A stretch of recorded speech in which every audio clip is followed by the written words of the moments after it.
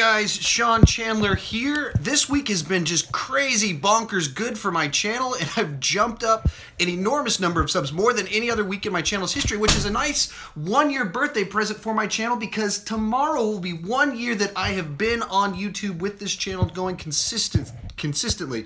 Actually started the channel with the name and put some videos up several years back. But as for doing it properly, that all started just 1 year ago tomorrow. Thank you guys so much for subscribing, commenting, liking, joining right now in this live feed as we're going right now. I asked for you guys for some questions earlier on, and so I'm going to go through some of those. As you guys ask questions, I'm going to try and respond to some of those as is appropriate. My wife is here with me. Want to say hello? Hello. So she'll be asking me the questions. She'll be running the chat board right now. Actually, in the room right now, my kids are also hiding in here as well as some dogs. So could get pretty exciting as we do this live feed. But I want to answer your questions. Say hello to you guys. And once again, thank you so much for watching, subscribing, joining in on this. With that said, what is our first question? How did you get into making YouTube videos? Yeah, so how did I get into making YouTube videos? I have always liked movies, and I always like talking about movies and getting passionate about movies. And I'm the kind of person that gets in chat boards and comment sections on articles and gets in fights with people. So I was doing that for years and years on like Collider.com and arguing with people. And I tried to put some videos up on YouTube, as I mentioned before, over the years doing some movie reviews. I was just so busy with the job that I had that I couldn't consistently stay doing it. I'd put one up, I'd get busy, and I just couldn't regularly go to the movies. I couldn't regularly make videos. Then a year ago, I was without a job for 4 months and went to go see Ghostbusters and went, hey, Ghostbusters, I enjoy this. All right, actually, the movie was, I didn't hate it as much as some people. But I was like, why don't I start doing reviews again? So, shot a review for it, and for some reason it stuck. Like, I don't even know why it stuck this time other than I had free time. There was no, like, master plan in my head when I started a year ago. But, yeah, how did I get into it? I just like talking about movies, and I like talking with people, and I wanted to drive the conversation. I wanted to be the one putting out ideas out there, sparking the discussion to be had, as opposed to just responding to articles I was reading. So I started doing this, and here we are a year later. Like I said, if you're just joining in, tomorrow will be my 1 year anniversary of consistently making videos with this current stream under the name Sean Chandler Talks About. And thank you guys so much for making that happen. What's our next question? What do your wife and children think about your YouTube channel? That's a great question. What do you think about my YouTube channel? I knew you were going to do that. You have to answer the question, not me. Well, you got to chime in a little bit. So, I think they like it. It gives me a hobby. Instead of having to just drive my wife nuts with my rants about movies and John Williams and Spielberg, I get to talk with you guys about them. But it's something that drives my mental energy. I get excited about projects and want to create things. And so, therefore, I have fun on here on YouTube doing this and talking about movies and all the fun stuff that goes along with it. So I think they're for it. So I'm trying to find the video still. Your quick thoughts on it? There we go. Found it. Quick thoughts? No, I don't have quick thoughts. You have no thoughts on my YouTube channel? I can't do this live thing. All right. So maybe she'll have some thoughts on it. But I think it's a good thing. My kids love to... She doesn't have too many clothes on, but she enjoys showing up in my videos from time to time. So I think it's been a good thing. I've enjoyed it, and they've been very supportive in both my time and making all of it happen. So, and joining me in, even though she really doesn't like doing this, obviously, since she does, or she enjoys running the chat boards, doesn't like having to talk and be on camera. It's true. Next question. What got you into movies? I just always love stories, and movies are a small package version of stories, where a book, it takes you a long time and you can get lost in the details. I'm not a great reader, I'm kind of a slow reader, but I love stories and depth of character and arcs and all that fun stuff. And so with that, I have always been into movies and superhero type stuff and Star Wars and Indiana Jones. Always resonated with those. And like as a kid, I was the kind of kid that would daydream and walk in circles and just come up with stories in my head. Would work on little scripts and write short stories, all that kind of fun stuff during grade school. And then into adult life, likewise, have been very into movies and excited about them. right when I graduated high school was when kind of like Christopher Nolan came on the scene, and Memento came out, and Jon Favreau's first movie Made came out, and I got into like indie movies, and I was like, wait, there's more than just these big blockbusters. And so I just got into it. And I really like the behind the scenes of the making of stories, because storytelling is captivating to me and very interesting to me. So the way that specific stories get made and constructed, in the background, how a movie comes into existence, all of that's very interesting to me. And so some of that comes about. Aaron at the Movies just asked, favorite movie of the year so far? The one I just saw a couple days ago. I'm going to go War for the Planet of the Apes. Gamer Cop, I do not believe I've answered one of your questions yet. It is in the list, but the list is like 150 questions, so I do not know if I will get to it. What was Cody's questions about Master of Movie Trivia? He wants to know, when is Masters of Movie Trivia coming back, and can he be on it? Seriously, when? So, he's got a question. A couple other people asked me about Masters of Movie Trivia. If you're new to my channel, basically I put together my own movie trivia show with other YouTubers that we did in March, April, and May. And we did 4 episodes of it, each episode having 4 to 6, I believe, YouTubers competing to see who was the best at movie trivia. And at the end of that, someone came out on top as the master of movie trivia. It wasn't Cody Leach, though he did very, very good in it. Somebody won. I don't want to spoil anything. And I talked a lot about that and about doing a season 2. The problem with Masters of Movie Trivia is that the people that watched it loved it, but compared to a lot of the other videos I've been doing, it didn't get that many views comparatively. So, like, I'll do a ranking video. The one I put out yesterday, Planet of the Apes, has like 800 views already in 24 hours.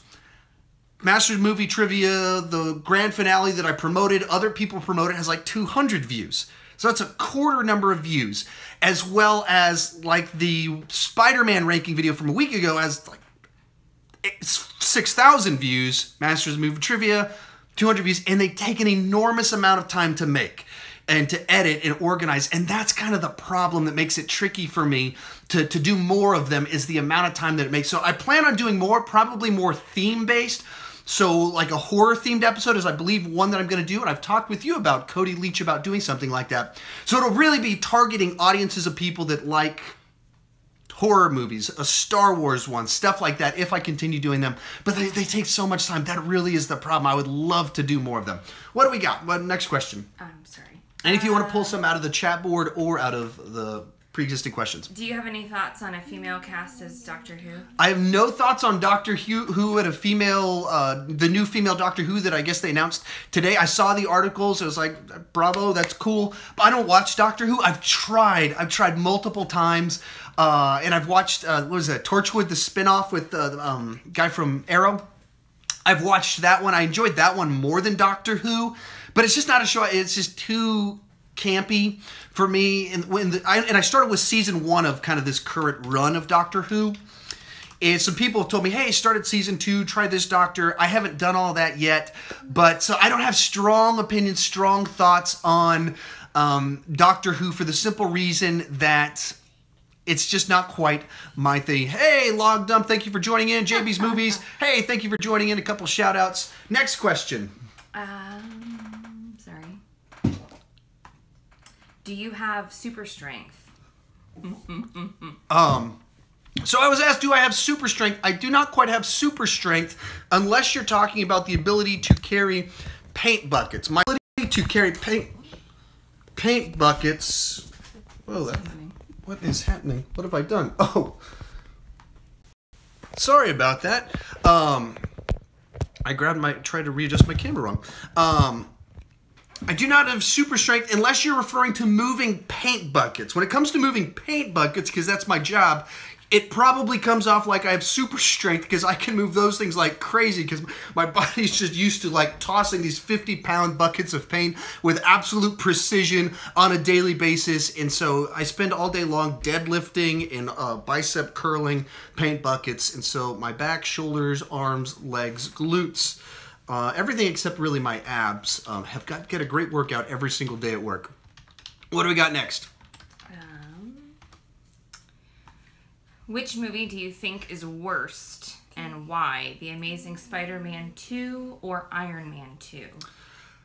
I'm gonna have to go with the one that's more painful is Amazing Spider-Man 2, because there was no redemption for it. It was so bad it killed the franchise. And you can watch Iron Man 2 and be like embarrassed about Iron Man peeing in the suit and the cluttered story of it. But, you know, it gave us Black Widow, and it continued the story. It set some things up so you could move forward with it, whereas Amazing Spider-Man 2, you're just watching like a great actor like Andrew Garfield. You're watching great actress like Emma Stone in this movie and just kind of embarrassing themselves. Not because their performances are bad, but because they're in a movie that's just not up to their talents. It's not even up to the director's talents. He's a great director. I would love to see, actually what I would love to see is Mark Webb do a movie that's a spiritual sequel to 500 Days of Summer, his first movie, with Andrew Garfield and Emma Stone as like 30-year-old single people. And like that would be, I think I would be all for that. Because I'm pro them, I'm pro the director. The movie, the way it comes together, Jamie Foxx, it's painful and embarrassing to just see a studio put so much money into something that just didn't really go anywhere. So that would be my take on it. What is the most underrated and overrated superhero movie or movies, in your opinion?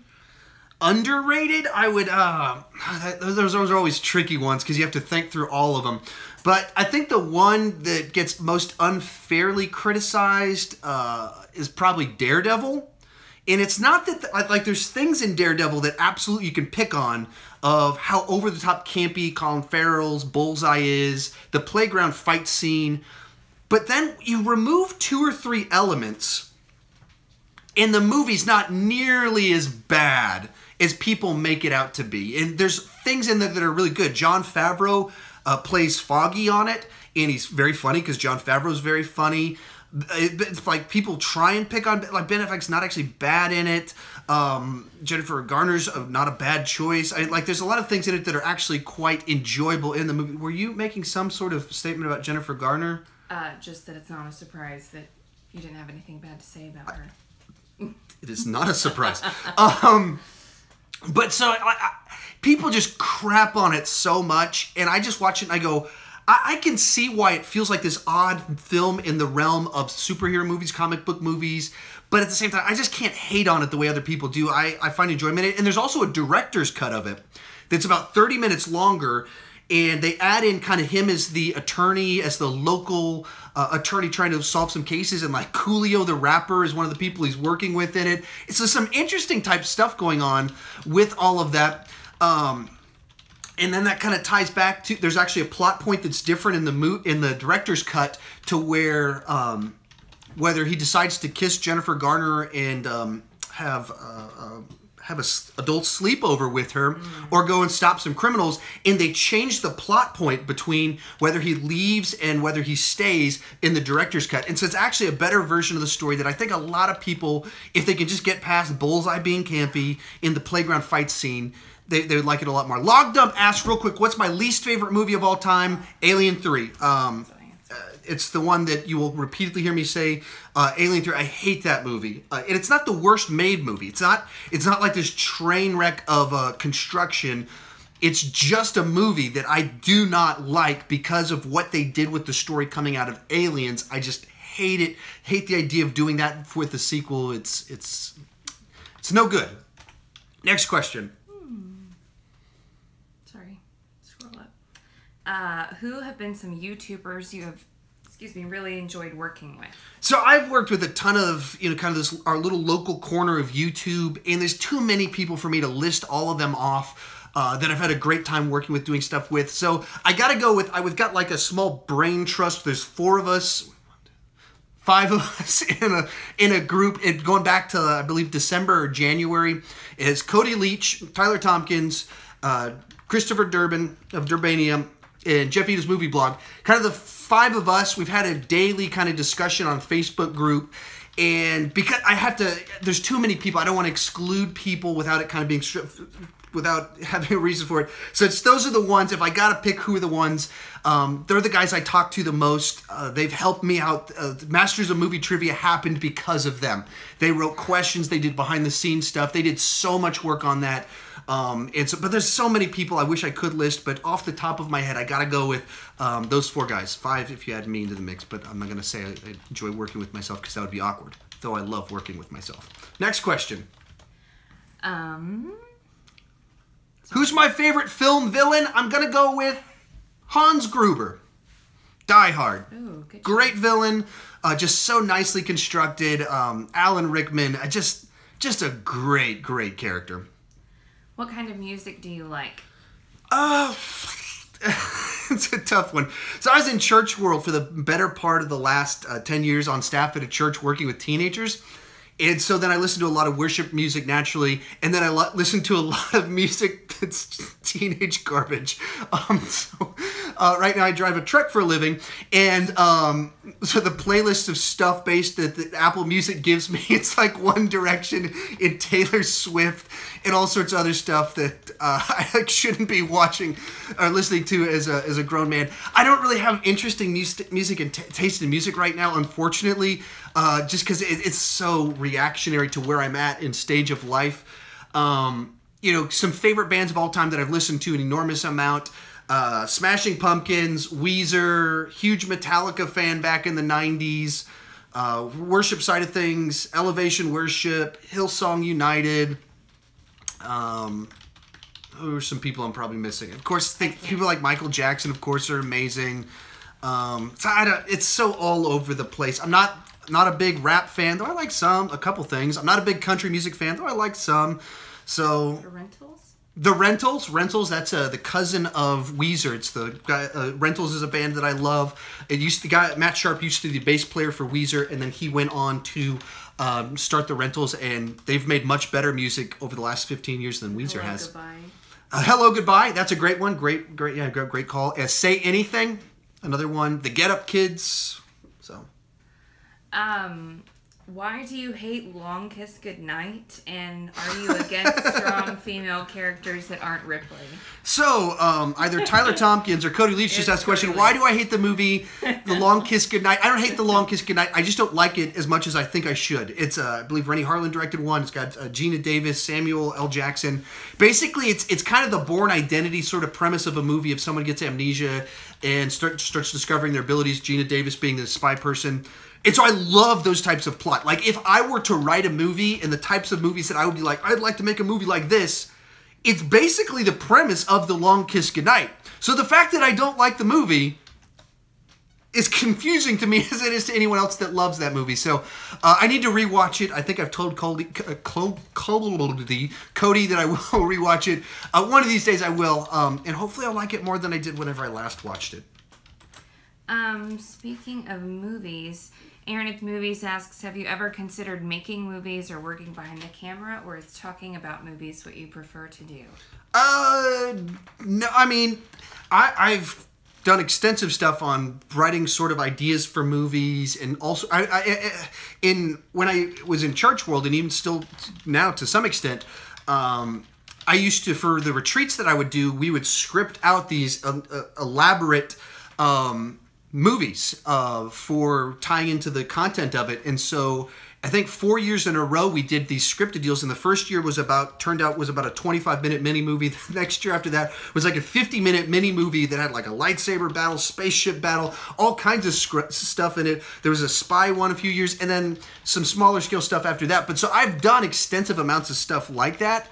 To some extent, I'm kind of good at writing some things. To some extent. My friends and I strongly considered making a movie a few years back, and I wrote out a whole treatment of it, mapped out the whole thing, and we just never got traction on it. But it was going to be like a time travel comedy type thing about some guys that got stuck in a time loop and created a copy of themselves, and so they had to find a way to fix the time loop and get out of the time loop. And I wrote it several years ago, so I don't remember exactly how it played out, but it was it had some clever ideas to it. So I'd be interested. It's just not something that you can. It's only an enormous effort to go in and do it.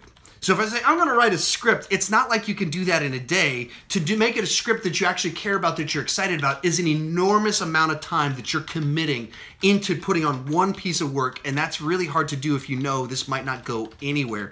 And that's the thing that's kind of stopped me from even ever completing a script, is that I've got 30 ideas, or more than that perhaps, that I've written out, and that I've never been able to go full in on, because I start working on it and I go, I'm not going to be able to complete this, or I'm not excited about this, and so it never kind of goes anywhere. Some of our Evernote questions. Go through a good bit of those for real quick. Okay. If you can find some quick ones. Yeah, I'm sorry. I just had to scroll up because I'm typing some of these down so we don't miss them. Do you read comics? No-ish and yes-ish. I don't follow on a regular basis that type of thing. And if you can find some quick, like a series of quick ones after, just like there's a couple plays in there. Okay.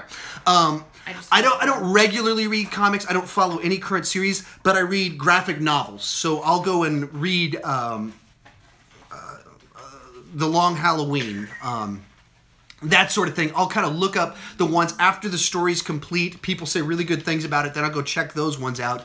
But actually kind of reading them issue by issue, it just feels so expensive. You don't know if it's going to be good. There have been a few I've tried to do that with, especially in kind of the digital age, where sometimes they'll have like deals where it's like $1 per comic book. So I've tried to explore a few things with that. But you know, just because they're so cost prohibitive to kind of do them in the normal sense, I'd go graphic novels, and you can go to the used place and get them so cheap that makes it much better to do it that way. And little Chloe right over here, trying to get her to start reading her comic books before bed each night. It hasn't quite taken on, but we've bought a few of them to try and work on making that happen. Quick questions for me. What is your favorite cinema snack? Popcorn. I'm a popcorn person, and then if I'm really hungry, I'll get a hot dog. But yeah, I just straight up good old-fashioned popcorn. Cody Leach, if you're still watching, I don't remember if I commented back to you. You mentioned that you put the straw in the popcorn and push the button to get the putter to go down into the lower realms of the popcorn. My wife does that too. The first time I saw her doing that, I thought she'd lost her mind. Thought she'd just gone completely bonkers. But apparently a lot of other people do it. And on a practical level, it does make sense. Popcorn, though, is my movie item of choice. And she was doing it for your benefit, so you should be grateful. Yes, I should be. What are your feelings on the director switch this late in the game on the new Han Solo standalone? Yeah, so she's asking about the directors that were set up, that were working on the Han Solo movie, were fired like a month ago, and they brought Ron Howard in to continue to finish the movie, and they were only like a month left. GD says, why don't you answer my questions? I am answering your question right now, and it's because there's a whole lot of them. So they switched directors late in the game. So there's a lot of opinions, kind of like, what is this good? Is this bad? Is this Disney just wanting to control things, and they were trying to be too creative, and he's not? What are my thoughts on it? I think it reveals that Disney and Kathleen Kennedy are flying by the seat of their pants. They do not have a very clear idea of what they want for Star Wars. They're very talented people, and they're hiring very talented people. So whatever product ends up in the theaters is going to be enjoyable enough, blockbuster cinema type stuff. But there are gigantic issues with The Force Awakens, where Michael Arndt was hired to work on the script, worked on it for a year, never finished the script, and then they had to scrap it last minute. J.J. Abrams and Lawrence Kasdan have to kind of put together what we got, and you can tell that when you realize the backstory of the writing of the script for the movie. You can tell that when you watch The Force Awakens. Rogue One was infamous for having massive reshoots where a different director was brought in to do the reshoots of the movie, and that's kind of a big deal. That's something like that would happen. And so then on this movie, once again, director gets fired, someone else going to work in to try and read things, and they didn't like the way they were doing. They hired weird, young, energetic directors that are unorthodox, that are not traditional. It went the way you'd expect it to go, that they tried to improvise. They wanted to do it their way. They wanted to make it a comedy. They hired the people that did the Lego movie. They hired the people that did 21 Jump Street. And it turns out they tried to make Star Wars a comedy. And then they went, no, we don't want you to do that so much. So they tried to redirect it in a different direction to get what they actually wanted. And so they bring Ron Howard in now. And I'm sure Ron Howard will be able to kind of steer it together and we'll get the better thing that we want out of this. But the problem in some of it is just that what did they think was going to happen when you hired those two guys to work on this? Like why would you expect them to do anything else? That's why you hired them, because this is their thing, making things comedies, wacky, crazy, improvisational comedy, that type of stuff. And then when they did that, they went, oh, I don't like what you're doing. So I don't think they should have hired those guys in the first place. And if you hired them, you should have been really clear. I don't know how you write the script, do 6 months of shooting, and then right before you finish it, go like, oh crap, this isn't working. We better get someone new. But it's a very weird situation that I think reflects poorly on everyone. It doesn't really put anyone in a good light, because those directors shouldn't have been doing what they were doing. Not surprising, but they shouldn't have been doing it. And then that's the direction. Same GD says, red or green apples? Green apples all day long. Next question. Dylan talks movies, wants to know what's your favorite Disney or Pixar character, and would like to have a shout out. Reading your questions, the shout out, since I didn't catch your name, Dylan. Dylan talks movies. Dylan talks movies. Favorite character would be, who would be my favorite Disney character? I don't know who I'd immediately go to. For animated movie, I'd go, I guess The Lion King, I think is what I've been saying. So Lion King's probably my favorite movie. Simba's Rise and Fall, that's pretty cool. So if I had to pick someone, Jonathan Taylor Thomas. I'd go with Jonathan Taylor Thomas as Simba, and as well as the very masculine Matthew Broderick as adult Simba. Funniest dirty joke you've heard? I think that would be last night. So the wedding last night, and I don't tell jokes. I don't have any normal jokes. I'm not, all right, like my humor's based off telling stories and irony and things like that. It's not based off telling jokes. So I don't really have a list of jokes lined up, so I'll go with what was said last night. We were at a wedding, and the best man's giving his speech, and he was his college roommate, great buddies. That's why he's the groomsman, or best man, giving his speech. And he's talking about, she's wonderful, she's perfect for you. And then he says, in the middle of the speech, and she's going to be able to make you happy in so many ways I never have. And our table just starts busting out laughing like, and we still don't know if it was a joke that he meant to make this really dirty joke, or if he didn't realize what he was saying. Because most of the people in the room were like, that's true. She will make him happy in all kinds of ways a friend can't. Not realizing what that means. It was pretty incredible. They asked what funniest clean joke. Yes, I still don't have any jokes to tell. Ooh. Rich Reviews asks, considering you're from Texas, what are the Alamo Drafthouse theaters like? There's one opening up in my hometown at the end of the month. All right, so Alamo Drafthouse is an Austin-based movie theater chain that kind of exploded in popularity over the last 15 years, and now they're franchising around the world. And essentially what they are is they're movie theaters where there's a table in front of you, and instead of having a food bar out in the lobby, at your table, you push a button, and a server comes to your table, and it's like a full service. You put up the paper. Put up a piece of paper. There's different options of these types of theaters where we live, but you basically pull out a menu, write down your order on a piece of paper, put it in front of your seat, and then a guy comes by, takes your order, and you can get hamburgers, you can get pizza, you can get nachos, you get popcorn, and then Alamo Drafthouse, naturally, they also serve alcoholic beverages at these places as well. And so, in and of itself, just a very interesting concept that's very popular amongst a lot of moviegoers because it's a full-service meal. You don't have to wait in lines. They bring it right to you. That's one half of what makes them interesting, and there's a lot of theaters doing that type of thing. There's a ton of knockoffs of that half of Alamo Drafthouse. Even here in Austin, there's tons of knockoffs. But then the other half of it, what makes Alamo Drafthouse so interesting is that they're weird. For lack of a better phrase, they're weird and they're movie lovers. So Normally, you show up to the movie like 30 minutes early, and you'll go to AMC, you'll go to the Cinemark, you'll go to Regal, and they'll have like Regal First Look, and it'll be ads for TV shows and behind the scenes for movies and Coca-Cola commercials.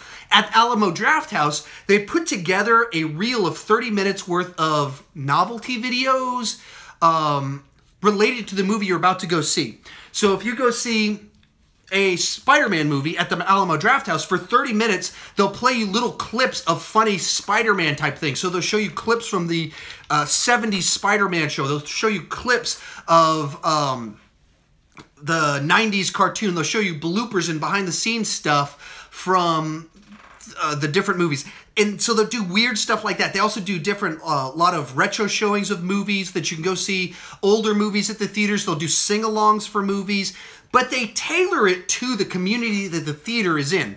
So if it's in the suburbs, it's kind of more mainstream and fairly normal. If you go to the one in downtown Austin, it's like a freak show, and before the movie starts, they're showing all sorts of trailers for weird stuff that'll kind of freak you out a little bit, like actual grindhouse movies and stuff that you never heard of. So that's kind of what it's like. Have you ever had to deal with people using their devices at the movie theater? If so, what was your worst experience of it? So there to confront someone about their devices at the movies? No.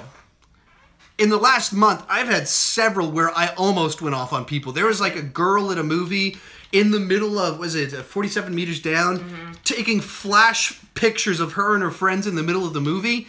And she's in the front section. When I saw Spider-Man Homecoming, the girl in front of me was doing something similar right before the movie started and checking her Snapchat throughout the movie. So I've seen a couple things, but I'm not... I'm almost old enough to be an angry old man that'll yell at people in a theater. I'm not quite there yet. I did. So my wife tells me she yells at people at the movies. Well, I did. That girl that was taking pictures in 47 meters down. Oh. I went and, like, got between her and her friend's chair and, like, whispered in her ear in my mom voice and was like, can you please put your phone down? It's distracting. And then we didn't have any problems. Nice. Yeah, thanks. On a scale of 1 to 10, how weird are cats? Cats are like an 8. They're so very weird, very selfish personalities, difficult humans to get along with. I had a couple cats growing up, and as an adult where I got to pick what pets I have, I've had a series of dogs as long as I've been married. We had 3 dogs for a while. I've had no cats, so they're weird. Like if I'm at my buddy's house and they have a cat, it's not like I have a problem with it.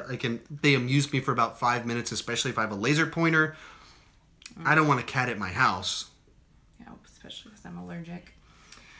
What direction should the Alien franchise continue to go in? The prequel direction, or maybe some sequels like Alien 5 with Sigourney Weaver, or sequels without Weaver? What should the Alien franchise do? I'm all for that Neil Blomkamp version that's never going to happen, which is essentially ignore Alien 3, ignore Alien Resurrection, continue Aliens with old Ripley, old Michael Biehn. I'm all for that. I would be so down for that. Actually, in theory, Cody Leach has a new show about pitching ideas for movies. In theory, I might be on that talking about my pitch for a continuation of the Alien series. I actually have it written out. I think actually a full trilogy, 4 different Alien sequel ideas written out back to an earlier comment about me with stories and ideas.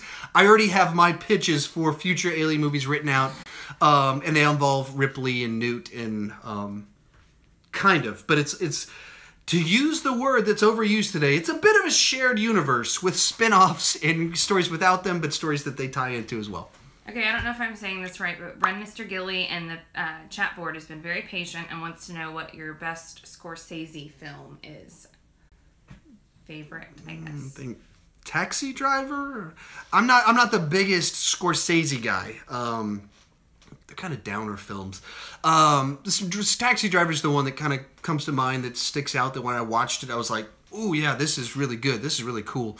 So that's the one I believe I said before when someone asked me in a Q&A, and that feels about right.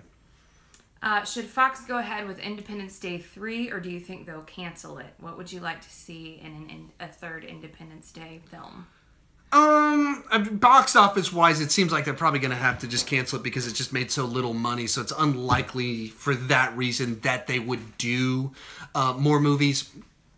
If they were to say they were moving forward with stuff, I'd be for it. I mean, I didn't hate the second one the way a lot of people did. Maybe if I rewatched it, I'd pick up on why everyone else hated it. I just didn't hate it. I found it enjoyable enough in the vein of what the original film was. Certainly it was lacking the charisma of a Will Smith. Jeff Goldblum wasn't fully up to par. That new Hemsworth is no Will Smith. Granted, all of that. But, yeah, I'd be for it if they said they were going to do it. And I think they should go with the plot line of what they were doing, what they set up at the end of the last one, which is, let's go to war with them. If you're going to do another one, I think that's what you got to do to make it interesting, because the second one proved you can't just blow up the Earth again with new CGI, because the original one, CGI holds up. So the second one didn't give us anything. It was just a rehash of the first one. But the ship's bigger. I mean, that type of movie just does not work anymore, because they did it just right 20 years ago, and then doing it now, we've seen the world blown up so many times that it just doesn't quite work. I'm sorry, this is an opportunity we cannot pass up. Gamer Cop says, Sean, you have the power to sell me on Alien because I have never seen it. The power to sell me lies in your hand. Get him to go see it. Alien or Aliens or Alien. So you gotta watch. You have to watch Alien and Alien. Yeah, you can't just watch Aliens. You gotta watch Alien first. And so make a double feature of Alien and Aliens. Perfect example of how to explore a similar world with two wildly different genres while feeling like they make sense next to each other at the same time. So, sorry. So Alien is a great, basically sci-fi horror film about characters you actually care about with attention and kind of a paranoia about what's going to happen. And that's kind of the first one. And then the second one is the rock'em sock'em, let's take Marines back to take out these aliens. And instead of there being one alien, there are aliens. There's multiple of them. And it's just an incredible story about a woman trying to find a family in an place of time and finding a new family and all of it, while being surrounded by a bunch of people that don't believe her. And there's just constant fear and tension because you can't trust the leadership. You can't trust the world around you because there's aliens everywhere that can come out of anywhere and get you. And the last hour of it is one of the most tense hours of just running in climax after climax. And each time you think it's done, it keeps on going in a good sense until they finally ends, and then Alien 3 tries to ruin all of it. Watch them. Watch Alien and Aliens. Yes. It's weird if you don't. What are your thoughts on Jeff Goldblum reprising his Ian Malcolm role for the Jurassic World sequel? I'm all for it. I liked Alien, that's a different thing we just talked about. I really liked Jurassic World. I guess I can understand why some people didn't like it, but to me, it's a Taco Bell movie. So every Sunday after church, my family picks up Taco Bell, eats it at home. We enjoy it. We eat Taco Bell all the time. Is it great Mexican food? Of course not, because it's not Mexican food. It's mass-produced, sustenance, packaged in a way and covered in enough grease that it's you enjoy eating it. But Taco Bell is not good for you. It's not good food, but it's very consumable. And that's what Jurassic World is to me. Is it great cinema? Are these great characters? Is this great tension? No, but there's enough sugar and grease poured on top of it to make it delicious. So you got Chris Pratt on a motorcycle with velociraptors fighting a genetically engineered dinosaur thing. That works for me. Rich Reviews asks, Chipotle or Five Guys? Chipotle all day long. Austin also has our own local burrito place that's also weird. Freebirds. My wife prefers Freebirds. I prefer Chipotle to that Austin type thing. Freebirds is weird and has all kinds of options. It's so much better. I don't know what you're talking about. My Gamer Cop says, the wife seems to like Alien. My wife likes Aliens. I think she likes Alien 2, but it's confusing because Alien 2 is what Aliens is. Alien. she likes Alien also, but Aliens is the one that our family really... Well, Alien sufficiently builds the foundation for Yeah. Aliens. And so they work well together, but the one that we just really like is Aliens. But as for Jeff Goldblum in Jurassic World, I'm all for it. I just think it's he's a great character. If it'll tie these worlds together a little bit more, so it doesn't feel so disconnected. And we're gonna get that should mean that we're going to get to see Chris Pratt and the Goldblum together, going back and forth. That sounds amazing to me, so I'm all for that. So there's just a lot of things about it that just seem like, yeah, for what... if Jurassic Park is just a great movie that's sci-fi, it's a thriller, it explores ideas, and then Jurassic World is just like, let's have a fun time with monsters destroying things, it's just a monster movie. Yeah, a monster movie with Jeff Goldblum, I'm all for it. Especially if his shirt is unbuttoned. Yeah, if we get the full Goldblum, which I think I'm going to go for a little... Please, let's just keep it PG. Oh, sorry. I was going to go Goldblum on you guys. Or Hasselhoff, depending on what you're into. Twin Kids asks, what do you do for a living? It's a bit of a tricky question. So what do I do for a living? So by experience, resume, and degree, I was a youth pastor for 8 years, and in church work for like 10 years on a staff there. And right now I deliver paint for a living. So two very different things. And that's kind of a phase of life, and I'm right now, I'm trying to figure out a few different things, exploring different things of what to do in directions. But really, I'm a teacher, communicator. That's kind of why YouTube stuff type works. I have a lot of experience with writing and blogging, so I'm starting some of that stuff up again. I'm looking to get into doing some... I'm not quite sure if I'm live.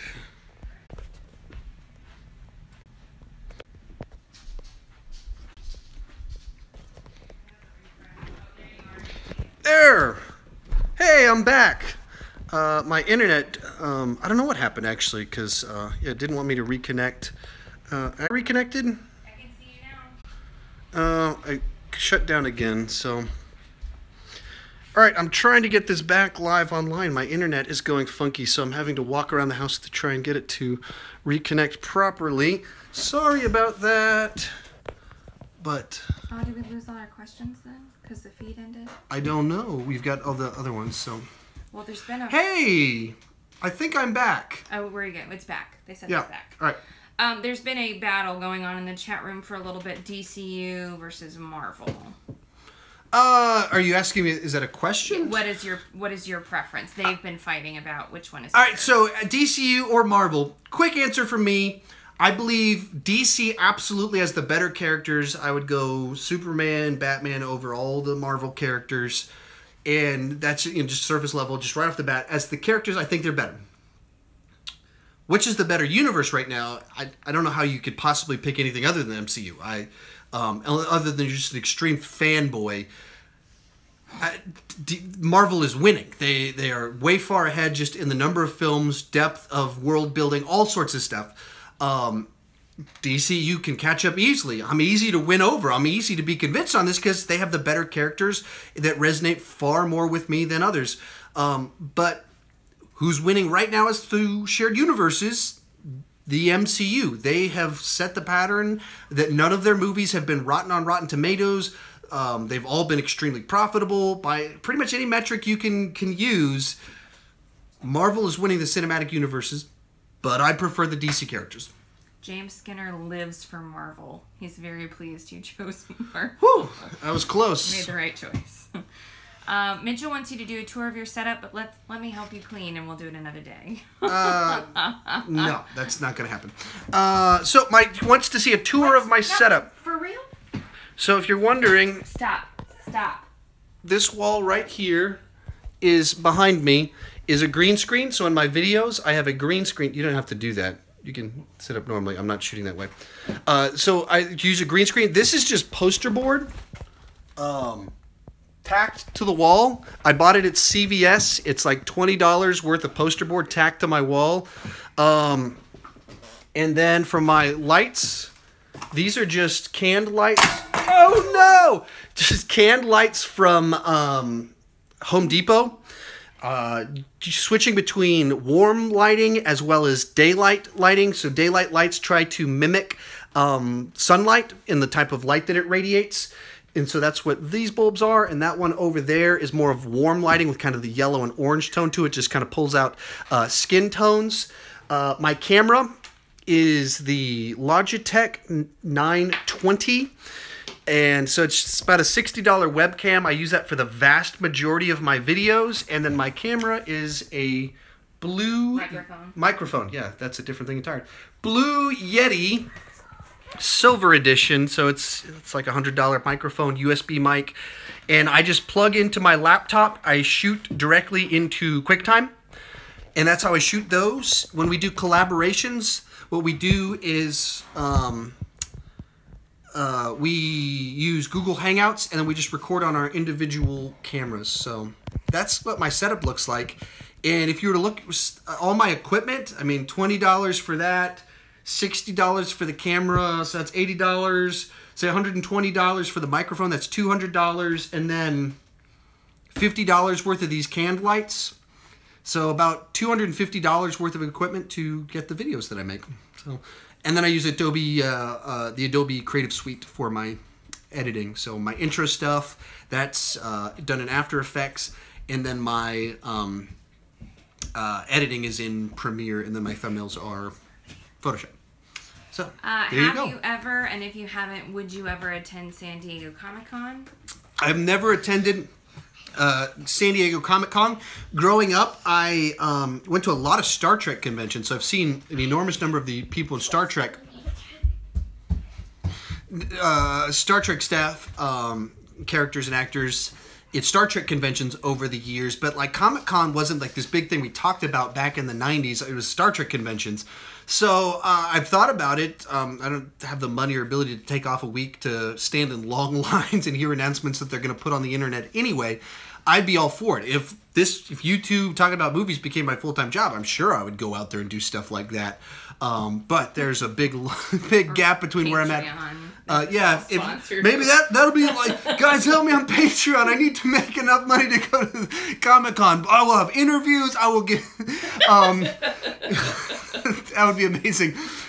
Guys, but seriously, I need you to give me money on Patreon so I can go to Comic-Con. If you guys give me $1,000 on Patreon this week, I will find a way to go to Comic-Con next week. How much is the ticket? $300 plus then $400 of airfare plus $200 a night, so $2,000. Yeah, but if they give us $1,000, we just put in $1,000 of our own dollars. Comic-Con. So guys, please make that happen. Check out my Patreon account in the description down below that doesn't exist because I didn't write one. They can pick your your cosplay. Yeah, you guys can pick my cosplay if you support me on Patreon to go to Comic-Con. That'd be awesome. Hey, Doggy Bo, did you want to come over here? No, got a just question? leave him alone. Yeah. Have you ever been to South by Southwest or Austin Film Festival? I haven't. I haven't been to South by Southwest or Austin Film Festival, which is ridiculous because I've been in Austin since 1988. So 29 years worth of Austin-y things, and I've never gone. So I've gone to a ton of concerts. I've just never been to South by Southwest or Comic-Con. Now that I'm doing this channel, I probably should look into that for all the upcoming ones. And there's several different ones that some people have gone to, and actually, there's one that Vincent goes to. I need to check that out and maybe see if I can go with him. Good idea. So yeah, maybe I will. That's one of my friends saw Split at an Austin Film Festival, not the Austin Film Festival, but a Austin Film Festival, and Austin Film Festival last August. He saw it like 4 or 5 months early. So yeah, maybe I'll check something like that out. Which movie was better? Batman vs. Superman or Civil War? Which movie was better? Civil War was just a better crafted movie that had fewer gigantic issues, fewer dumb moments. It certainly has the Marvel shine on it, the Marvel, all the edges kind of cut off of it. It doesn't have the bite of willingness to kill people off, but they made a safer movie, but they delivered the movie they were trying to deliver better than Batman v Superman did. Batman v Superman tried to make a deeper movie that was darker and edgier, and they just didn't... The end result was not as good.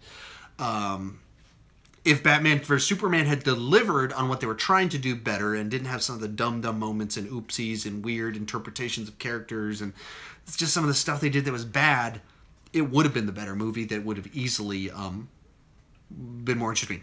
I will say, though, I've rewatched Batman v Superman far more than I watched Civil War. But that's a personal taste thing. That's not because I think it's a better movie. That's just I like Batman and Superman more than the characters in Civil War. It appears that Gamer Cop has just gifted us with $1 trillion in emoji money bags. Oh, wow. That's incredible. Comic-Con. Here we come. Have you ever met Stan Lee? Nope. That's a really specific one. I know. He actually lives next door. No. Stan Lee. He's my neighbor. How did you know? No. What's that? Oh, okay. If you were in a room with the T-Rex from the original Jurassic Park and the new dinosaur from Jurassic World, which one would you prefer to die from?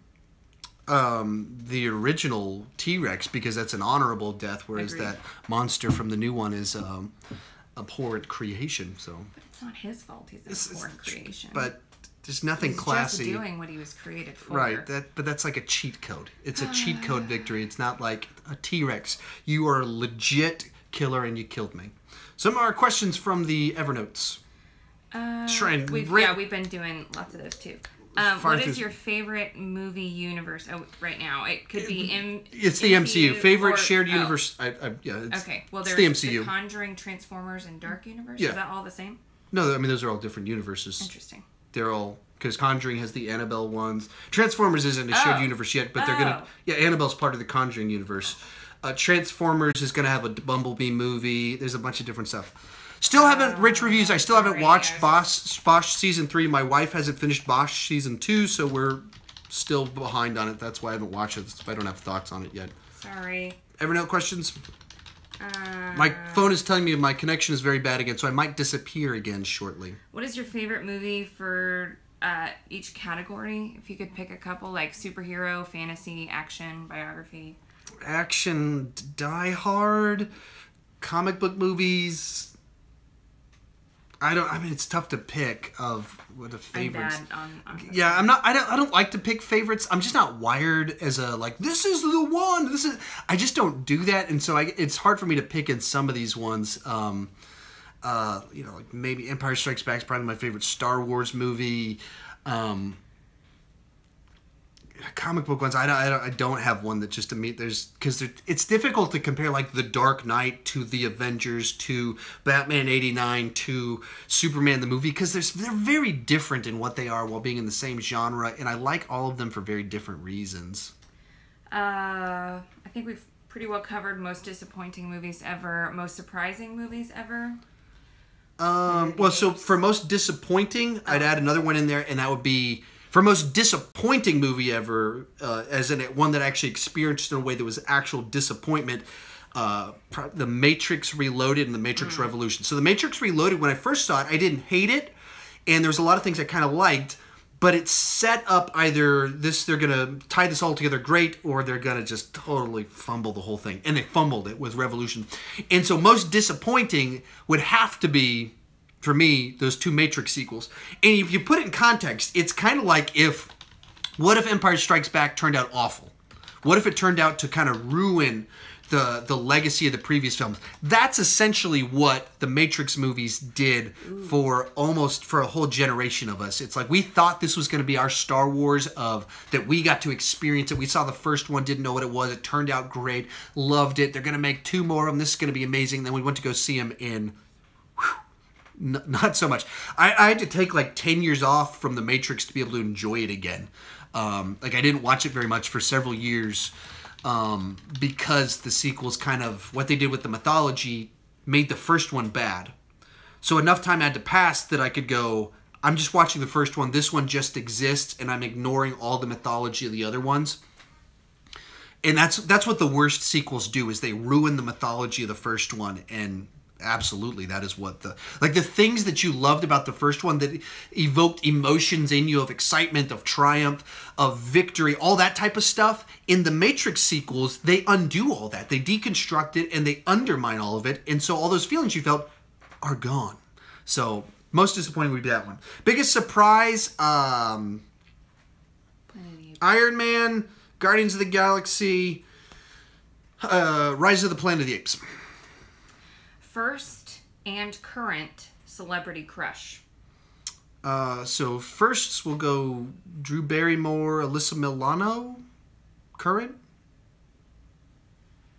You always have the ones that you like have all these weird thoughts about. My thoughts on them. Currents? No. Anyone? I'd have to see them on TV. I have one written down probably, but I don't. Oh, the one from Bosch. Right? Or no? That's the person you pick as my celebrity crush. I thought that's who you had. I thought that's who you said. As a celebrity crush, that's the very random one to kind of pull out there. I don't remember. I don't know. There's not like a big gigantic. Jennifer Garner is a long-standing one. Yeah. I don't know. I don't know. There's not a. He has a list. There's a whole list. It's an official list I have somewhere, but there's not like the one that kind of comes to mind. People are writing dirty comments in there, making faces. I always make faces. What is your favorite franchise ever? Star Wars. It's a pretty cheap answer or easy answer. As a thing that exists, the MCU I think is very cool. The idea of all these different plots, worlds, with TV shows and that many. It's like franchises within franchises. All that's very cool to me that it exists. So I'm a very big fan of the MCU just because they're enjoyable and on a conceptual level of what they're able to pull off. So Emma Stone. I was waiting for you to say Emma Stone because you've been kind of obsessed with her recently. Why didn't you say Emma Stone? Why were you waiting for me to say Emma Stone? I'm not. I don't want to. Think about it. I don't want to make you reinforce your statements. So I was waiting for you to say things because I don't want to. Emma Stone. So Emma Stone is the one. Current. Is my hands down current. It's just her statement. Oh, it's not disconnected from reality, but it's overstated on her part. What if you just answered the question, then we would know. You're the one I only have eyes for you. Oh, of course. Should Tobey Maguire play Uncle Ben? I think it's so if you don't know, I don't know. Tom Holland in an interview said he wants Tobey Maguire to play good old Tom Holland to play Uncle Ben. There's several problems with this. First off, Tobey Maguire still looks like he's 25. But he's like stuck in this weird ageless thing where he looks young. Sick 19.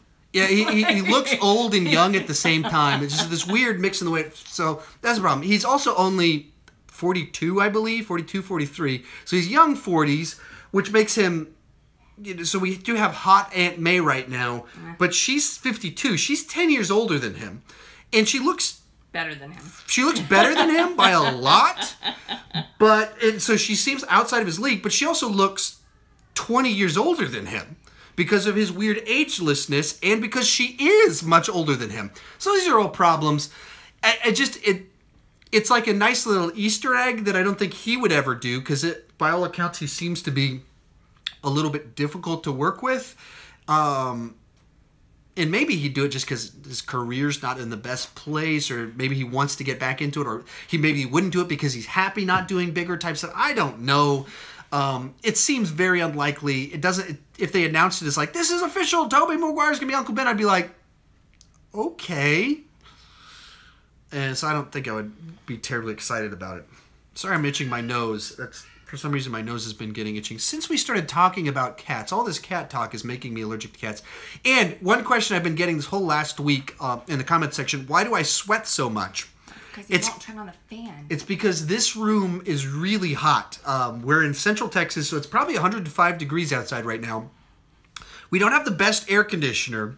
The upstairs is about 10 degrees hotter than the rest of the house, right over there. But this particular room has bad circulation, so it's about 15 degrees hotter than the rest of the house. So it's like the high 80s in here, and you won't generically. Turn on the fan. I won't turn on the fan because it'll make noise and it'll blow things around. Then you have to add into it, right now we have 4 different lights shining on me. When I do my normal videos, there's 6 or 7 lights shining on me. So it gets really, really hot. And then add to that, I'm talking, I'm moving my hands, and I'm talking really fast, getting energetic, and so my just heat level is going up. So I sweat profusely. There's a lot of videos where I start doing this because I start to notice the underarm sweat. And so then I start doing things like this in my videos. So if you're wondering, I also had someone call me a ripe tomato because I appear so red in the video. And a lot of people talking about how I sound out of breath in my videos and making fun of my voice. It's been a fun week in the comment section. No, but you've gotten so many subscribers, so that's a good thing. A lot of subscribers.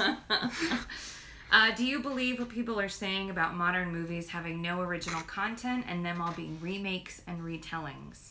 No. Ish. I mean, there's a sense to it. They're all retelling the same story because that's just true of almost all storytelling. Is that there's only so many types of stories out there that actually resonate with human beings, and so in certain senses, we do keep telling the same types of story templates. And it's also true that when it comes to Hollywood blockbusters, they're focusing on established properties. So they're looking for stories, existing properties that we already know. So it's easy to market to people that like Batman because you know who Batman fans are and people know what Batman is. So people naturally... Ryan Ruto says, are you sick of weddings now? Pretty close because they're all outside Texas weddings.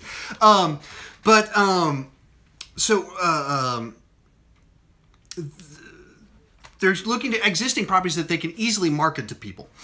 So D23, Disney announced their slate of movies for the next 3 or 4 years, and I think it's entirely remakes, reboots, live adaptations, and Marvel and Star Wars sequels. Entirely. But none of that is because Hollywood is out of original ideas. None of that's because Hollywood is losing talent. None of that is because you can't tell a good story. It's just risk aversion on the part of studios. They're trying to make safe bets on movies, and so if you make a Star Wars movie right now, if you make the worst possible Star Wars movie you can make, and they put it out in the theaters just 2 months from now, with very little bad marketing, it will be profitable. It will make money because it's Star Wars. And so that's the game that they're playing right now in the nature of it. And it's frustrating to me, not because we keep getting sequels and reboots, but because of the opportunity costs of that. So when you say yes to one thing, you're saying no to something else. You're saying, I'm going to put my money and effort in this direction, not in this direction. If Joss Whedon says that he's going to do Batgirl, he says he's going to do Justice League, that means he's not spending his time creating a new TV show or making an original movie. So the opportunity cost of doing all these reboots, remakes, risk aversion means all of the big budget movies that are coming out aren't original movies. You're not getting very many inceptions. They're not taking those types of risks very often, and that's where I feel there's a loss. And they're also not, because we're getting our action fix from big comic book movies, we're not getting nearly as many mid-budget action movies, like $50 million action movies that are rated R, where people get shot in the head and stuff like that. We're not getting as much of that. That's where I feel that there's a loss of the movies that I grew up with, the mid-budget thrillers, stuff like The Fugitive, that was like the biggest movie the year The Fugitive came out, a great movie. You don't see as many movies like that now because so much of the market where the marketing dollars and the budget dollars and the stars are going towards these big blockbuster, pre-existing commodity type movies. That's kind of my take on it. It's not specifically as a final thought, in the stupid remakes, the ones that the RoboCop and Total Recall, these two, the Paul Verhoeven remakes, where they took a very auteur director that has a distinct vision and satire and a message he's trying to communicate in a very rated R. It's such a specific worldview that's his movies that made those movies great, and then they do just these sanitized, safe PG-13 corporate product reboots of RoboCop and Total Recall. Those are the ones I just look at them and I go, what are you thinking doing this? Why are you're going to just piss off, like the reason you're doing this is because there's a built-in pre-existing fan base, but by taking a Paul Verhoeven movie and making it PG-13, you piss off that entire fan base and ruin the entire point of what you're trying to do. So those are some of my random thoughts on it. Simi GD says, what are my thoughts on the Fantastic Four joining the MCU? I'd be for it. I don't think it'll happen, or if it does happen, I don't know how much they can do with it. For the same reason I just mentioned of opportunity costs, they're already doing so many different Marvel movies. They can only do so many in a year, and as soon as you put one more in there, how many more can you kind of put in there?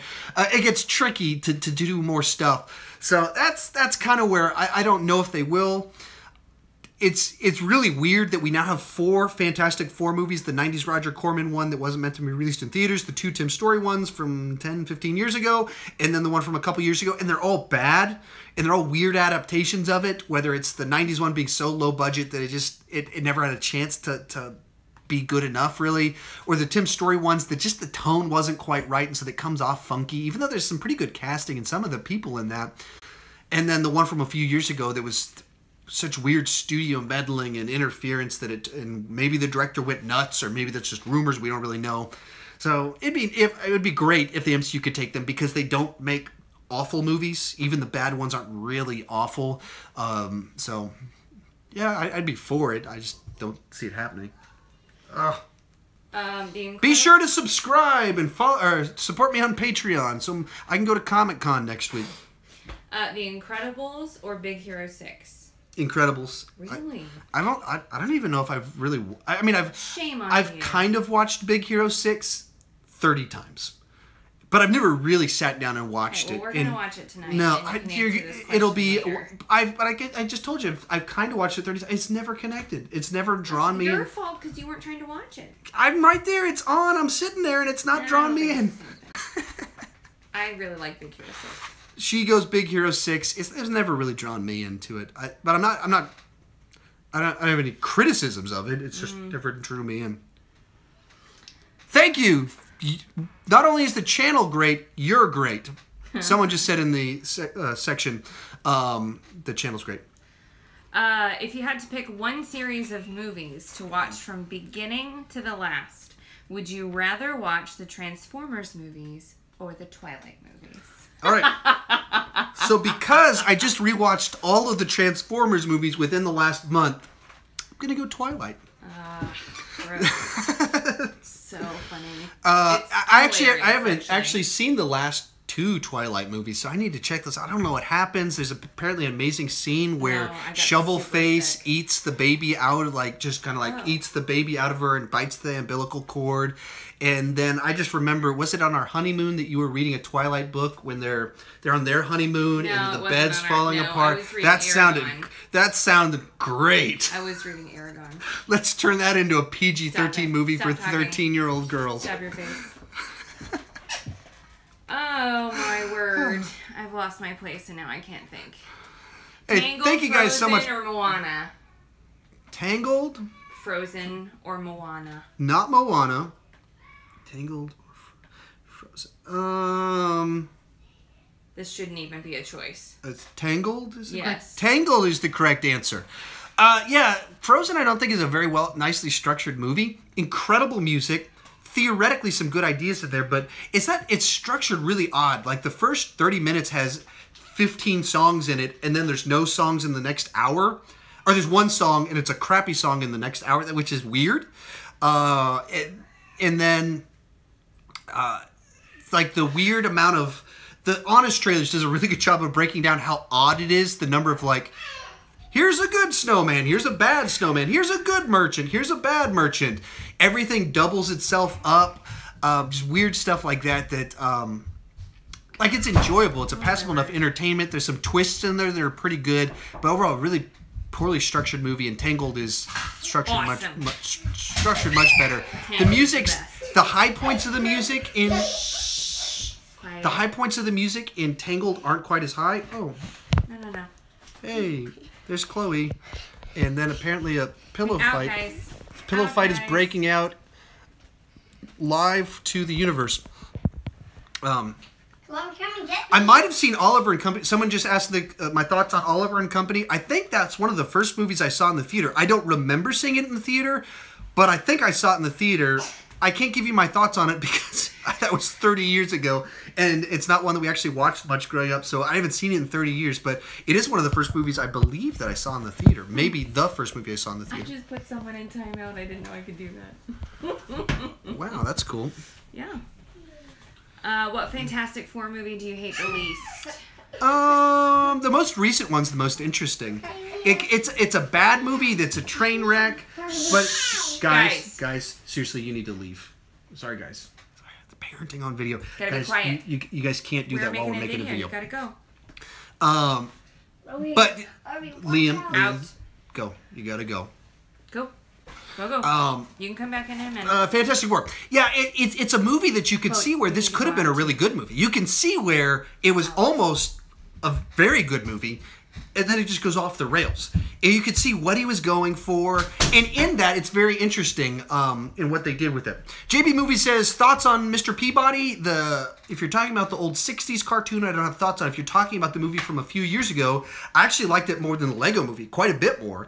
I looked at kind of how it was on Rotten Tomatoes and how much money it made, and I was surprised it didn't do better, but I actually quite liked the Mr. Peabody and Sherman movie. For me, it was like, yeah, this is the type of that I enjoy quite a bit. So, yeah, I was a big fan of it, and they pulled it off Netflix, and so I haven't been able to watch it as much recently, but I really enjoyed it. James Skinner's, I don't know, is this first time your wife is in a video? No, she's actually in quite a few of these live videos that I've done in the past. If you look at anything that's kind of live, she's in about half of those, maybe over half of those. I'm thinking about doing this every Sunday since I got an enormous number of questions, and so this might be a regular thing where she joins in, and so if there's interested in this, people seem to be interested. So I think we'll be back next Sunday, 3 Central Time. But yeah, she's in a lot of the live ones because I can't run the chat board, because I can't really read your stuff very well while I'm talking. Either it breaks my train of thought and I start doing weird stuff, because I can jump back and forth, but it's not necessarily good for you as the viewer to see me mid-conversation, just read something, interact with it real quick, cut back to what I was talking about before. I can do that. I just don't think it's very good for you, so it's better if she can kind of track hold of that stuff. And it's fun to have, I like to have people to bounce ideas off of, and we pick on each other well. So she's been kind of the person I've picked on while talking on, and she picks on me while I'm talking for the last 10 years or so. We've been working on our rapport. She just doesn't like to be actually on the stage or on the camera herself. Next question. I'm trying to find one. There was one. Will the MCU ever end? Yeah, I mean, it will end eventually. When will it end? I have no idea. It's getting interesting what they're going to have to do with it, because so next year they're 10 years into it. A bunch of their big characters they started with are going to age out. They're just going to... Chris Evans is going to be like, I'm 40 years old. I don't want to do this anymore. Robert Downey Jr.'s in his 50s now, so he's going to say, I'm not into this pretty soon. And he's been making these comments for a while, but he's going to phase out of it. And so then you start having to go to secondary characters, and I guess they brought Spider-Man into it. But you reach a certain point in time where you're not going to be able to have some of your favorite characters, but you want to bring them back. So eventually they're going to have to reboot it. Someone just asked my thoughts on Daredevil. Quick answer. Oh, good, yeah. Quick answer. I love Daredevil. It might be my favorite show right now. You rewatched that one episode like 40 times. I rewatched that whole season 1,000 times. So I love Daredevil. Both seasons of it. Whenever Defenders comes out, I'll put out a video ranking all of the Netflix Marvel shows. But I just think it's great. There's some issues with it. But I love what they're doing. I love how it kind of ties in, but it's not limited by tying into everything. So I'm a huge fan of Daredevil, and I didn't love all the shows, but I love what they're doing with all the shows. So I'm very excited about Defenders. So I might try and do a live review reaction after each of the episodes and binge watch it overnight or something like that. Something stupid that you're really not supposed to do when you're 35. But I might try and do some of that stuff. Get Chloe to watch it with me. It'll be great. Gamer Cop says you can't show me because you will die, but he still thinks they can watch Dead Sean. I guess that would be entertaining. Yeah, that's, if you're wondering, if you go back and rewatch all of my videos, there is at least 2 seconds of my wife in the background of, I believe, 2 videos. So, yeah, I'm sure. Someone just asked, can I rank all 4 DC TV shows? I can do that real quick. Number 4 would be Legends of Tomorrow. I haven't finished season 2 yet, but it's been really uneven in what I've seen thus far, and the changes they made going to season 2 wasn't crazy about. Haven't finished season 2 of Supergirl, but it'll be at number 3. And same sort of issues of, I don't like a lot of what they do with it. They're pandering too much to the high school crowd. That's their target audience. So, but I'm not that. So it's kind of an unfair criticism, and it's kind of a totally fair criticism. For me, is my enjoyment of it. All the pandering to teenage girls and the Tumblr crowd and all that stuff just doesn't appeal to me. I think number 1 and 2 in their different ways duke it out for which one's on top. But I think for the sake of this, I got to go number 2 is Arrow, because the show's just so broken. They've had so many bad seasons, whereas Flash has weak seasons or disappointing seasons. They haven't had bad seasons. Arrow has had bad seasons, and they've just screwed some stuff up. Number 1, I'd go with the Flash, because all in all, I've liked all the seasons. They've had some issues. The third season had some problems with it, but I can't find the original. I did a review of season 5 of Arrow. I liked it. There was things about it that I didn't like. You can check out my thoughts on a lot of it on my channel in the TV reviews playlist. I did enjoy it quite a bit. It was a good return to form. A few things about it I just wasn't crazy about. If you could bring back an actor who has passed away to make one more movie, who would it be? And would you have it be like a sequel to an existing movie that they were in, or would you just have them in a new movie? It's a tough one. I don't know. That's off the top of my head. The one that actually, it's an interesting one, the one that my mind drifts towards. But Brandon Lee, Bruce Lee's son. So he did a few couple Asian martial arts movies, and then he did a movie with Dolph Lundgren, Showdown in Little Tokyo, and he's actually really good. He's got more of a Jackie Chan style in the way he did fight choreography, while some of the limberness and punch style of his father. So it was a mix of Jackie Chan and Bruce Lee. And then he did a movie called Rapid Fire, which I really enjoyed, with Powers Booth, who also passed away a couple months ago. And then he does The Crow and dies on the set of that movie. And so it was a guy that, from my perspective as a big action movie fan, had a lot of potential, like showing all the signs, like this guy, he's got it. And right as he hits the point to where we could really see what he could do, he's tragically killed on the set of a movie through just a freak accident. So he's one of the ones that, for me, that just, I look at it and I go, I think there's a lot of potential here to see something we didn't get to see. Where with a lot of the guys that died, we got to see what they could do. So that's the one that immediately comes to mind. Semi's asking my best and worst MCU movies. I've got multiple rankings of this. Guardians of the Galaxy is my top one. Thor: The Dark World is the bottom one. And those are like my top ones. Guardians of the Galaxy, Iron Man, Avengers are my kind of top 3. And then Thor: The Dark World and Iron Man 2 are kind of my bottom ones. And also towards the bottom is Guardians of the Galaxy Volume 2. It's just cruel, mean-spirited in ways that I did not like how mean the sequel got. And I didn't care for the plot lines in particular. If it had been cruel and the plot lines were something I liked more, I probably would have liked it better. But going to a Guardians of the Galaxy movie and getting that dark, didn't care for it. JB Movies asks, do I prefer Avatar or Titanic? Titanic by one Titanic length. Avatar's not a bad movie by any means. In the scheme of, if you take Piranha 2 out of the mix, Avatar is probably my least favorite James Cameron movie. And I say I like it. I really like it.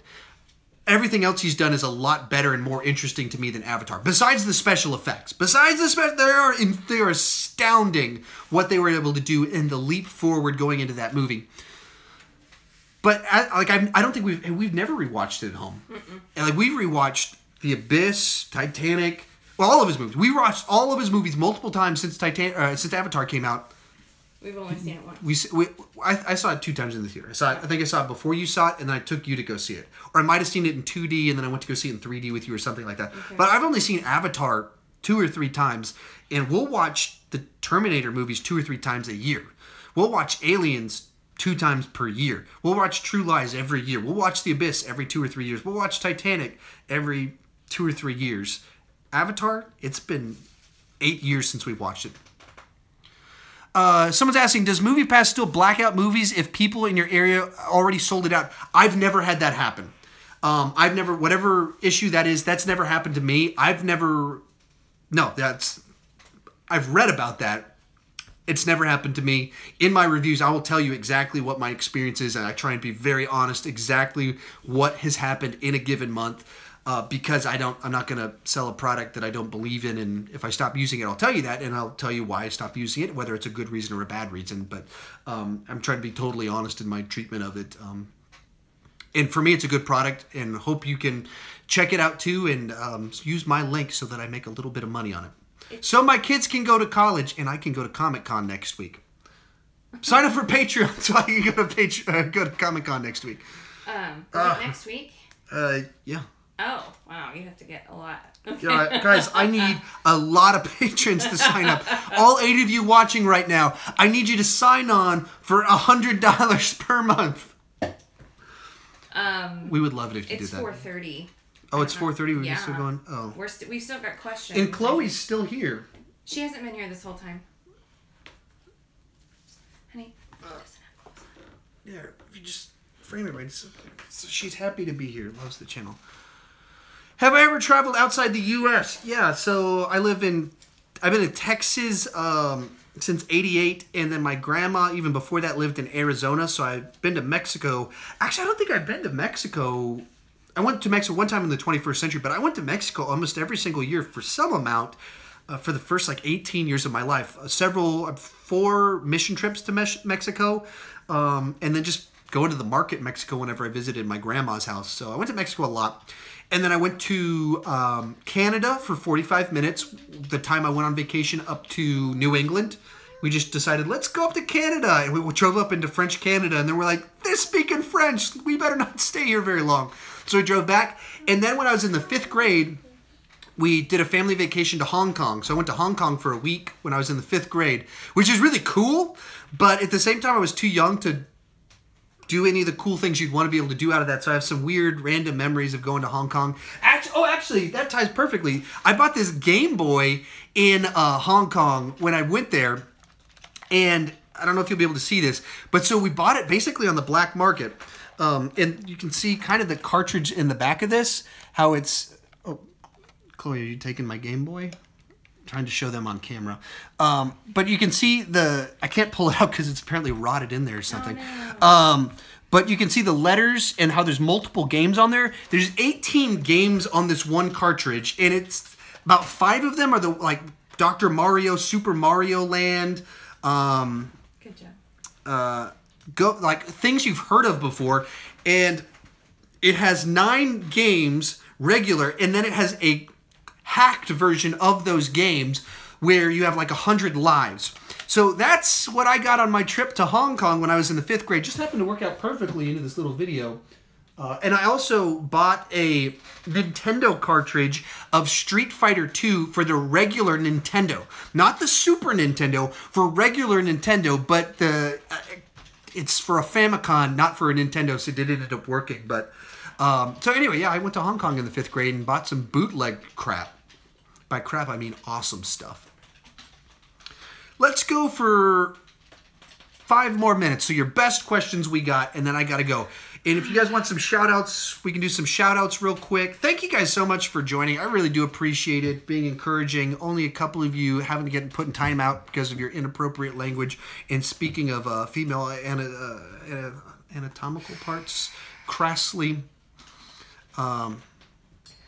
Funniest bootleg crap is this one right over here. This thing is this Game Boy with the Super games. That's definitely the one. James Skinner, you can have a shout out. He's in England.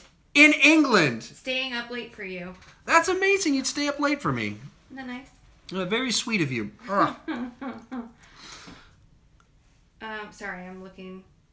And my I got distracted. camera might die too, or my phone might die too. Oh, no. It's at 10% battery life. I charged it as much as I could, so I've gone through 70% battery life. Someone was asking if you could pitch them on Titanic, and you had one try. And pitch them to watch the movie Titanic? Yeah. If it's a guy asking, it doesn't work anymore because back in the day the way I would pitch so back in the day I would pitch it to you is it's a PG-13 movie, so you can get into it, and there's a lot of drawings of Kate Winslet's boobs, and then there's like a 3-minute long scene of her boobs. So if this was back in the 90s when it came out, that's how I would pitch it to you. Is why you should go see it. However, the internet exists now, so that trick doesn't work for teenagers anymore because they have cell phones and they can get all the boobs they want. They're gross. I'm telling you, they're gross. They're gross. Don't do it. Yeah. So anyway, Make better life choices. This is how I would pitch the movie to you. It's just it's a big epic scope story that it's interesting in taking on just the events of the Titanic. There's a love story that does get you emotionally invested in the characters. There's class warfare that gets you invested in the world of it, in stuff that was really going on with it. But it's a well-made story. And people can pick on it like they made the Titanic about a love story. They made the Titanic about people. And did we need to have this Romeo and Juliet type in Titanic? Not necessarily, but it drives the story along, so there's something you're excited about besides people are dying. So it's a very cool's not the right word. It's very thrilling story to go through, and each of the different elements of it I think work. You can pick on some of the dialogue, but who cares? It is a really good movie. Have you watched any foreign films? If yes, then can you name a few? Yeah, foreign films. So I, in the late 90s, got really into Hong Kong cinema. So I actually had a Jackie Chan webpage back in the day. But I would buy Jackie Chan's movies through traders and stuff because they weren't mass released in the U.S. the way they are now. It's not like you could go on Pirate Bay and get a bunch of foreign movies. You couldn't get them anywhere normal, so you'd have to go on the internet and kind of trade with people and stuff like that. So I got a lot of his movies through stuff like that. John Woo movies, A Better Tomorrow, The Killer, Hard Boiled. But yeah, all Jackie Chan's 80s and early 90s stuff before he started to transition over. I was a big fan of all that stuff.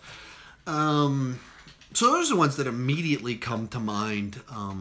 Sergio Leone's spaghetti westerns, the Italian Clint Eastwood movies with The Man with No Name. Big fan of those as well. Shout out for Michael Ramos. Michael Ramos! Shout out! You get! That was so loud. Yeah, and weird. But you got a legitimate shout out! Legit. Do you remember the first movie you saw in the cinema? I think it was Oliver and Company, but the first one I remember seeing was Batman 1989. I was excited to go see it. We bought the trading cards somewhere right over there. I've shown it before. But I have all the trading cards from Batman and Batman Returns. So that's the one that kind of I remember being excited about going to go see. And then that same summer, Star Trek V is the most distinct early memory I have of going to the movies, where we were driving from Texas to California. We're staying somewhere in Arizona, New Mexico, and we went to a theater that they wouldn't show the movie unless 20 people bought tickets. So we bought our tickets and we're sitting there like, we might not get to see this movie if enough people don't buy tickets for it. Enough people bought tickets for Star Trek V, so we got to see an incredibly bad Star Trek movie, and that's the one that I distinctly remember the best.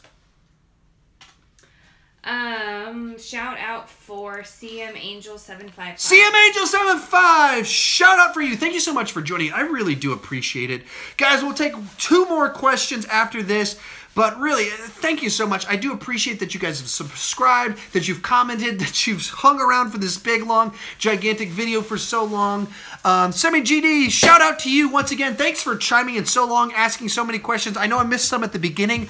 That's because I had I literally had a list of about 150 questions coming into this in an Evernote account. So that's some of that. CM Angel 755. We actually already talked about Tobey Maguire's Uncle Ben. We talked about it like 30 minutes ago, I guess, before you chimed in. So if you watch this on recast, I did talk about it. I couldn't give you the time code on it, so that'll be interesting if you try and find that. Last couple of questions. Langley Productions asks, have you ever expected your YouTube channel to get this popular? Yes. I don't mean to sound as arrogant as that did. I know by trade, I'm a teacher, communicator, education major with 10 years of experience of public speaking, 2 or 3 years experience of doing video announcements in a church setting, 15 years experience doing video work, with a pretty vast knowledge of movie opinions. So I know people enjoy my presence.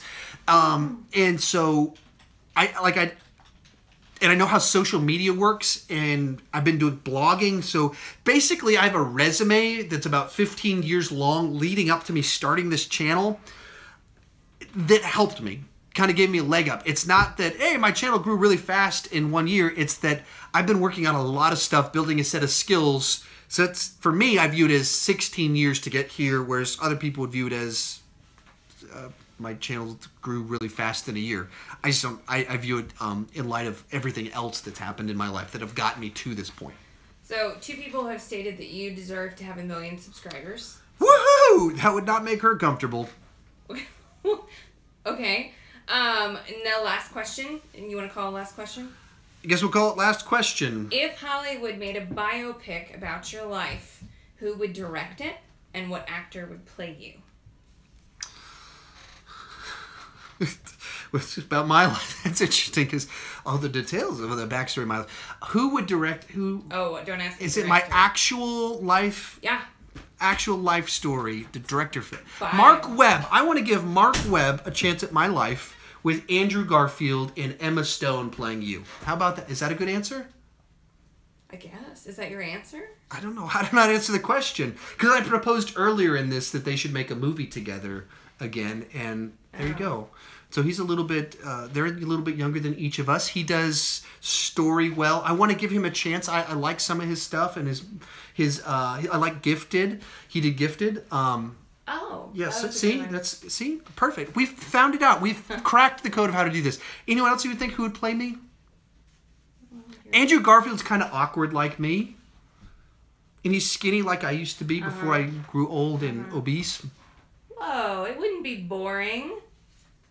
You think it would be boring because you don't know the full depth of my stupidity and my demons. So well, I was thinking Scott Eastwood could be you. Scott Eastwood? He's like a midget though. Oh. He's not a midget. He's just not as tall as I am. Ryan Gosling. Could I play myself? No. I can't play myself. I'm not casting you against Emma Stone. That's idiotic. It's acting. I know there's. I don't understand what's the problem. It's acting. It would just be doing a job that you're supposed to do with a lot of makeout scenes in it. No. What is double toasted? I don't know what that means. Anyway, I'll look at a few things real quick if you want to throw them up here as we close up. You're their favorite reviewer, YouTube, and then it says with double toasted. I don't know what that means. Is that a thing? With double toasted? I don't know. I'm very old. You're a lot younger than I am, so you would understand these young people. Lilo and Stitch or Moana, but that's because I haven't really watched Lilo and Stitch. Lilo and Stitch? I haven't watched it. Lilo and Stitch. And what I have seen, I don't know which one is the first one and which one is the second one. So I haven't really watched it, so I got to go Moana, but I didn't really care for Moana either. Lilo and Stitch. Chloe, did you like Moana? Lilo and Stitch. Can you sing it? That's dancing. That's not singing. Favorite Hunger Games movie would be the second one.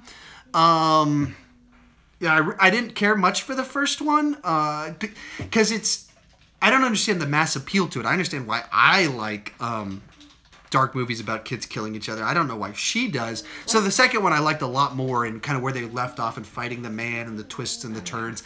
Was it Trident guy? Whoever the not new leading man, but there's a guy in it that I liked. Oh, Finnick. Finnick. With the chin in the movie with the girl with the dragons that came out a year ago. Me Before You. Me Before You. And, yeah. So, James Skinner, shout out to you. Ninja Warrior Superstars. Actually, we watched an American Ninja Warrior actually right before we shot this video. My family got really into that. RMLG Co. Shout out to you. You asked my thoughts on the Bruce Willis Die Hard prequel. I almost said the S word, and I almost never say the S word. That's how bad. I think it's a horrible idea. The idea of a prequel to Die Hard is fundamentally moronic. Like, anyone that thinks that's a good idea does not understand Die Hard. So the idea that you could make a good Die Hard movie without understanding Die Hard, you are an idiot. If Bruce Willis shows up in that movie, he has officially burned his career and reputation to the ground in the level of stupidity and being of Die Hard, a Die Hard prequel, because the entire point of Die Hard is that he wasn't like this totally awesome guy that can kill cops, or not kill cops, that would be a very different type of movie, to kill terrorists. He's just a normal cop that gets put in a situation. The idea that he would be already able to do that and had an adventure the week before that gave him the skills to be able to do that undermines the entire premise of Die Hard. So please do not make this movie. Bruce Willis don't be in it. Len Weissman don't direct it. And whatever moron studio heads that think that this is a good idea, you've lost your freaking minds. Rocky prequel is a terrible idea. Rambo prequel, better. That's a better idea. Not a great idea, but it possibly could work. But the problem with it, it's distasteful to do a Rambo prequel because it's a Vietnam movie, and so that's a tricky one to pull that off and to do that. There's some things you could do with it would be interesting, of presenting him as a guy that goes off to war, becomes a hero, and then returns home and is spit on. That I think sheds a pretty bad light on Americans and the way they had treated veterans, which could be a pretty compelling story.